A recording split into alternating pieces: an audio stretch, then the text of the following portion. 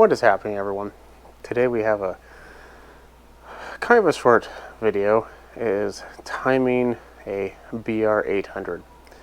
Now, some of the form mixes are basically the same, except the cams are a little bit different. So we're going to go over some of the differences and why this is a little bit different and how to time it. Well, hold on there. Over 90% of you, according to YouTube, are not currently subscribed. You're watching this video, but you're currently not subscribed. So I'm going to welcome you to subscribe at the end if this helped you out. I work on a lot of machines, so maybe the machine you're watching is going to be something you own, but who knows? Maybe you own a generator, a pressure washer, a big mower, a chainsaw, a variety of things. The only way to know if I'm going to fix it in the future is by subscribing, and maybe I get to the one that you own and can help you out then too. So I welcome you to subscribe, put a thumbs up if it does help you out. Back to your normal video. This is being rebuilt, so it's a little bit different than most, I understand. But this is the cam that came out of it. This is a cam I borrowed from, I don't remember, some type of hedge trimmer, I think. But if you look at it, they look very, very similar, except the size is definitely off. This is different. Backside is a little bit different.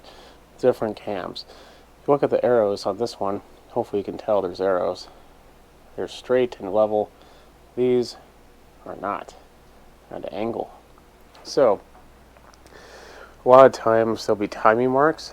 So if you have a different form mix, it's exactly the same, except you just have to line it up differently. So if you have this cam, follow these same instructions and you'll be fine. Now, just like every other machine though, you do have to get a top dead center. Now, it is important for these that you do get it on the compression stroke. You see this little mark right here? This little arrow? That tells you that's the top. Another way you could tell is there's some bagging on the bottom, but it's not as strong as the one on the top.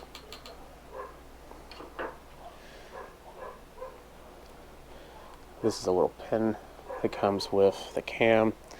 Just clean that up a little bit. Now, you do have to get this pretty much dead on to top dead center. If you look at the cam, there's these little lines that go right there and right there. You need to line that line up to the gear on the bottom. With the top dead center, the tooth is going to fit in the center of one of the teeth of the gear. It's a little hard to imagine, but just imagine this is the gear that's on the crank. You want to put it inside. You know how gears work. Now, see these little lips? Hopefully you can tell. But see how there's these little pieces on the side here? These are your timing marks. So we need to make sure we follow those. Now, cleaning the cam up.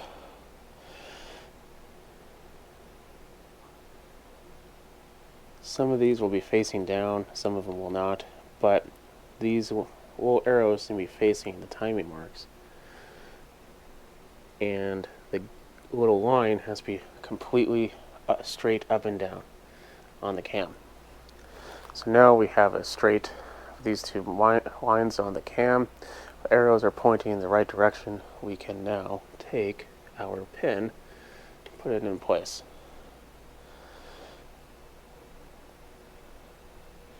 We can also clean up a couple of the other pieces and put that inside as well.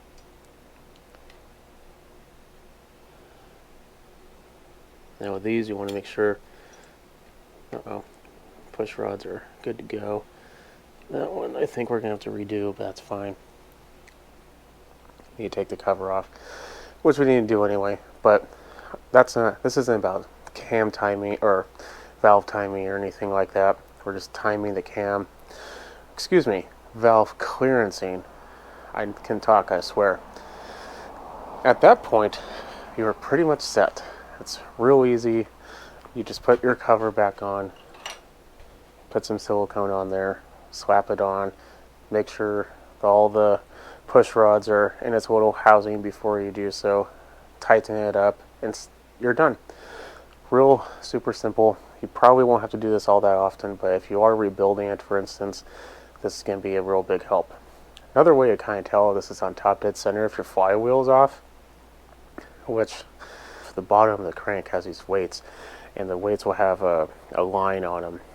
That line needs to be flush with the bottom of the cylinder. So that's another way. Hopefully that made sense. If you've seen a crankshaft, you know what I mean. They're like the little weights on the bottom. And that's it. So it's pretty simple, not that hard. If you have any questions, leave a comment below.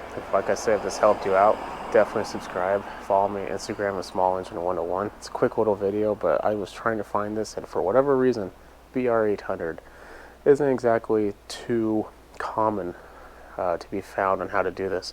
So I wanted to put my hat in the ring. Hopefully it helped you out. Have a good night. See ya.